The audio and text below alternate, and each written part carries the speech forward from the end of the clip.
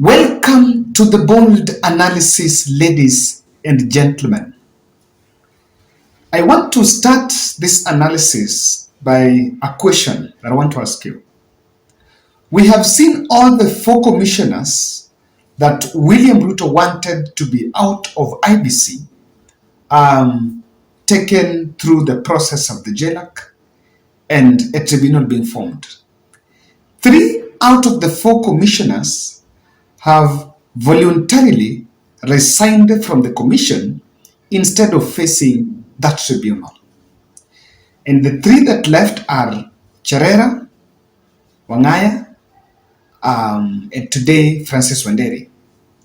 Irene Masit has decided that instead of leaving, she's going to face the wire, and she has filed the petition in High Court challenging the legality of the process and demanding that the process of removing herself be quashed so that she can be reinstated in the office.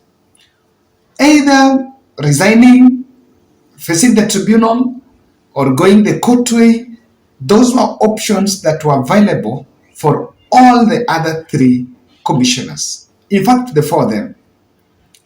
But all of them left with both Wangaya and Wanderi saying categorically that they will not participate on the rest, the other part of that process, because the outcome is already predetermined. We had analyzed here that William Ruto wanted them out of the commission. So this evening, I was reading one of the newspapers here, and I captured an interesting part of affidavit by Irene Masit, opening the lid on the events of the fateful day that William Ruto formed the tribunal. That was last Friday, 2nd of December. Before we delve deep into that, I want to humbly request you to subscribe to our channel and click the notification bell. Also, share with us your views in the comment section on, but the question here is, why do you think Irene Masit has decided to stay put? I also want to make a point of clarification. I have 2 channels. So this bold, where this video is, I do analysis in English. I have another channel, it's now called Kevin Oduor. That channel is exclusively bundled for analysis, but I try to reach another audience, so that's why I'm doing it in the Luo. So I need to make that clarification so that people do not confuse that I'm doing both English and Swahili in this channel. This one is for everyone, but the other one, we are speaking to our people in just diversity so that we can reach more audience. It's not bad to expand. Now, down the memory lane, you will realize that Irene Masit has been a very reserved commissioner. In fact, little is known about her. It was just today I was perusing and I realized she comes from Elgeyo Marakwet. Even though she's not someone who is new in the public service, she's been in the public service for quite some time. Now,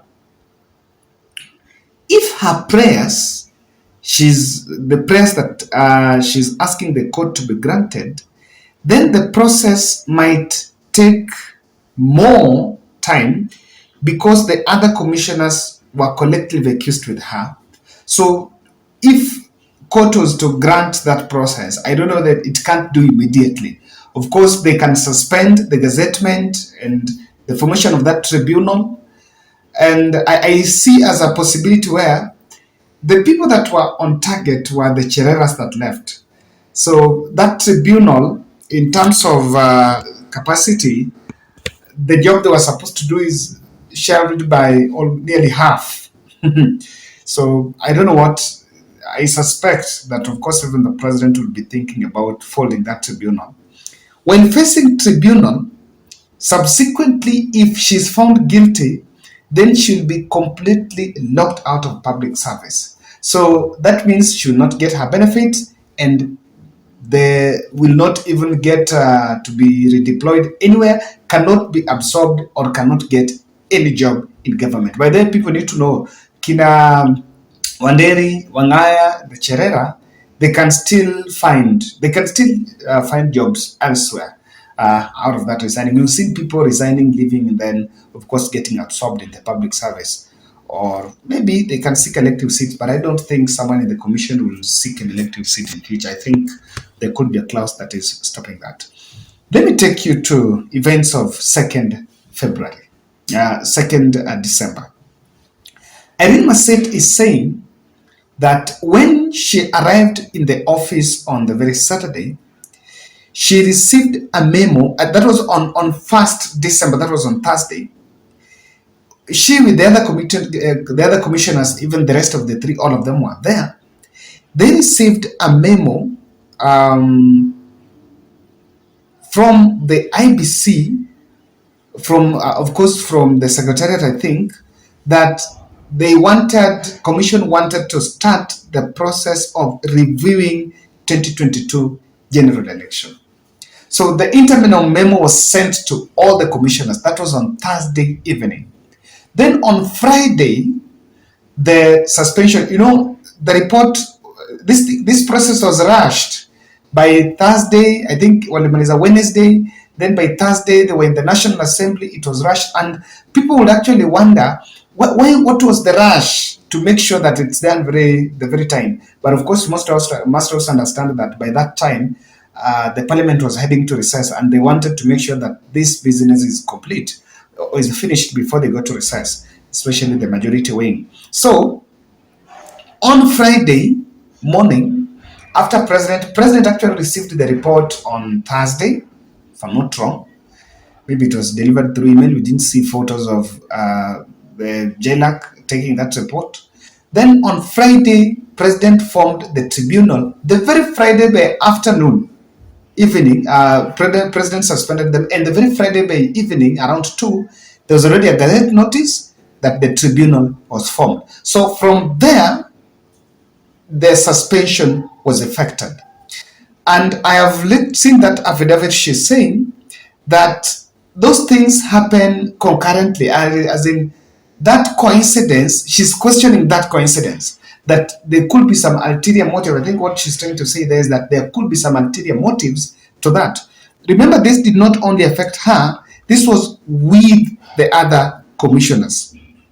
She said the Gazette notice and ABC memo were concurrent in not passions, but deliberately calculated to lock her out of participating in the IBC Commission reviews of the 2022 general elections. So, without the commission, I guess that review, I don't know whether that, now that they have left, whether that review is still going on. Remember, commission has a secretariat and the commission. So, even if the commission is not there, because with now the absence of the three, technically, but they have a quorum. I think if Nani is back, if Masit is still in office, even with the half, suspended but with half salary, if she's still in office, then I guess she might still give them quorum.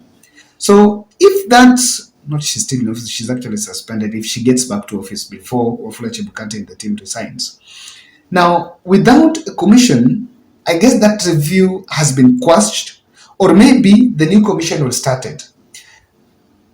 I'm persuaded to think this way, that this review, there could be an ulterior motive known as leaving no one behind.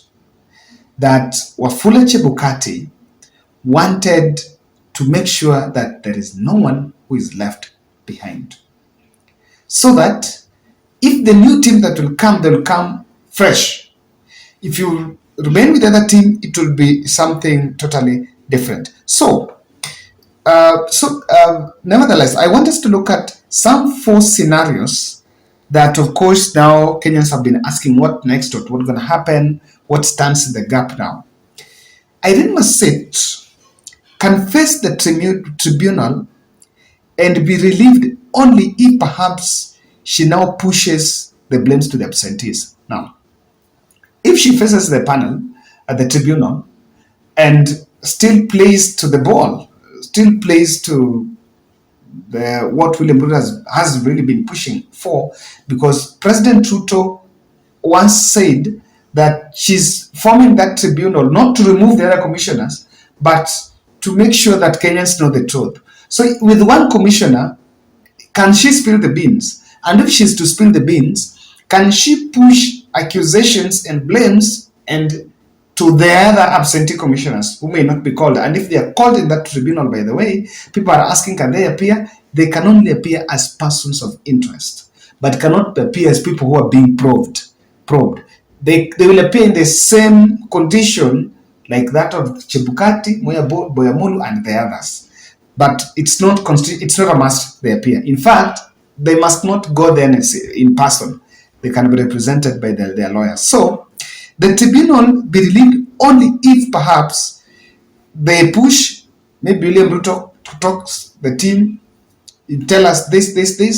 Then you make sure that you level accusations against the other people. Then with that, the deal is still achieved.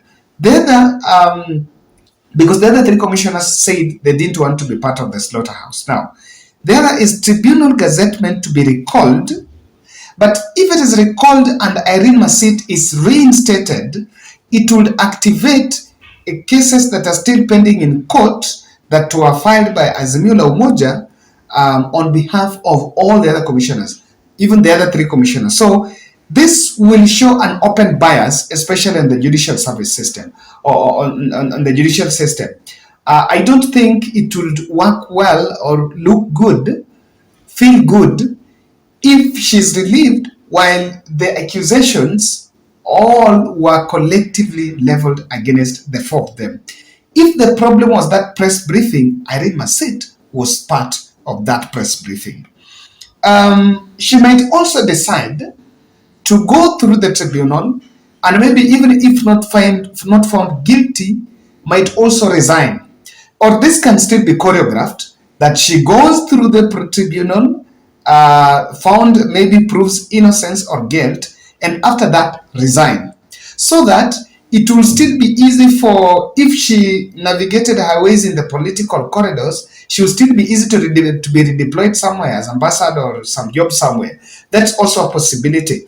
And from what I see, politically, I don't think Irene Masit is in the bad books with President Ruto compared to others that have left. I just realized she comes from Elgeyo Marakwet, and that's their government. Sigashagwa said that. That's their government. They can find their way. So I'm so keen to look at how this is going to play out, whether Irene Masit is going to survive. She has decided that, look here, I'm going all the way to the wire. The others who said we were not going to be part of it, I believe they were really informed by, what was it? I don't think there is much to expect. There are only two things. That there is a high likelihood that politically Irene Masit might survive that slaughter.